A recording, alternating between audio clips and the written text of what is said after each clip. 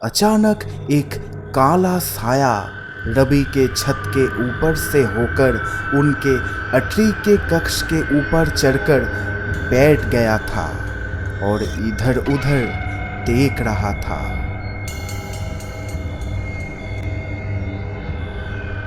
राघव के घर के सामने की ओर दीवार पर एक पैरों के निशान जो नीचे से लेकर ऊपर छत तक चला गया था, जैसे मानो कोई दीवार पर ऐसे पैदल चलकर गया हो।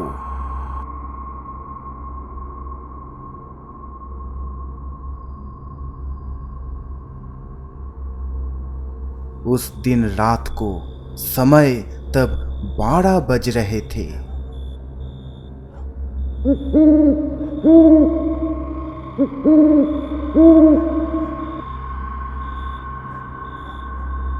रवि के पूरे परिवार सो रहा था।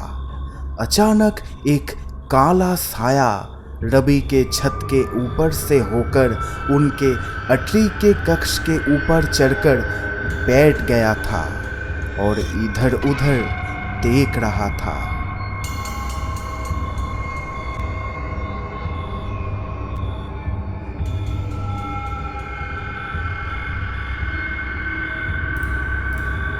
तभी दूर आसमान से एक बड़ा चमगादड़ उड़ के इस तरफ ही आ रहा था। रवि के घर के ऊपर से जाते समय अचानक वो काला साया अपने हाथों से उस चमगादड़ को पकड़कर एक झटके में ही उसे पूरा खा लेता है और फिर झट से वहां से उड़कर वो साया कहीं दूर चला जाता है।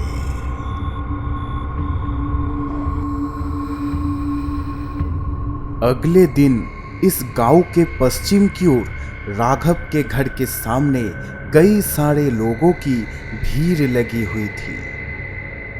राघव के छोटे बेटे सुदेव सुबह घर के बाहर आते ही ये कांड को देखता है और डर के मारे सबको चीख के पुकारता है और उसके बाद आसपास के सभी लोग वहां पर आ जाता है। राघव के घर के सामने की ओर दीवार पर एक पैरों के निशान जो नीचे से लेकर ऊपर छत तक चला गया था, जैसे मानो कोई दीवार पर ऐसे पैदल चलकर गया हो।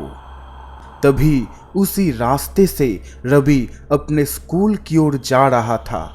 इस रास्ते से जाने पर रवि थोड़ा जल्दी अपना स्कूल पहुंच जाएगा, लेकिन जाते वक्त वो देखता है कि राघव काका के घर के सामने लोगों की भीड़ लगी हुई है।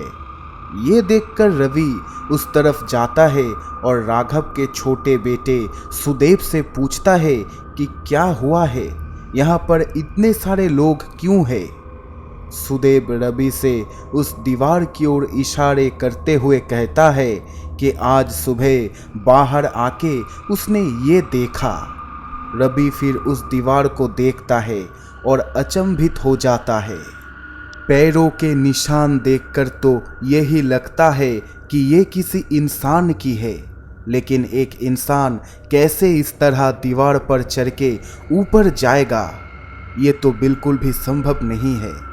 सुदेव रवि से पूछता है कि हम सब उतना पढ़ा लिखा नहीं है, लेकिन रवि भैया तुम तो एक शिक्षक हो, तो तुम्हें क्या लगता है ये सब किसका काम होगा? ये क्या किसी इंसान ने किया होगा या फिर इस गांव में सच में कोई दुष्ट आत्मा का ही साया पड़ा है और उसी ने ऐसा किया है? सुदेव की बात को सुनकर रवि और कुछ नहीं कहता, चुपचाप वहां से चला जाता है।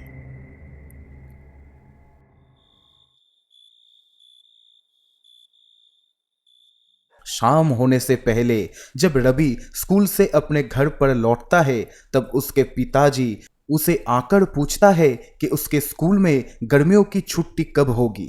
रवि राकेश बाबू को कहता है कि अगले दिन से ही उसके स्कूल में गर्मियों की छुट्टी शुरू होगी। उसके बाद राकेश बाबू बगल के कुर्सी पर बैठ के रवि से कहता है कि आज सुबह जब वो बाजार की चाय के दुकान पर थे तब राघव के बड़ा बेटा नयन वहां पर आता है और कहता है कि आज उनके घर पर। तभी रवि उनके बातों को काटते हुए कहता है कि हाँ, मुझे पता है, सुबह जब मैं वहां से जा रहा था तभी अपने आंखों से उस घटना को देखा था। राकेश बाबू फिर कहता है कि इसके अलावा भी बाजार का विनोद एक रात को यहाँ पर पहरा देते समय हमारे घर के पीछे एक काले साये को देखा था और वो बहुत ही अजीब और डरावना था, किसी इंसान के जैसा नहीं। अब तो यही लगता है कि सच में इस गांव के ऊपर किसी दुष्ट आत्मा की नजर लगी है। मगर तुम ये बात अभी तुम्हारी माँ और तुम्हारी पत्नी से मत कहना, वो डर जाएंगे। इसके बाद क्या होता है वो जानने के लिए अभी इस वीडियो को लाइक देके इस चैनल को सब्सक्राइब कर लीजिए।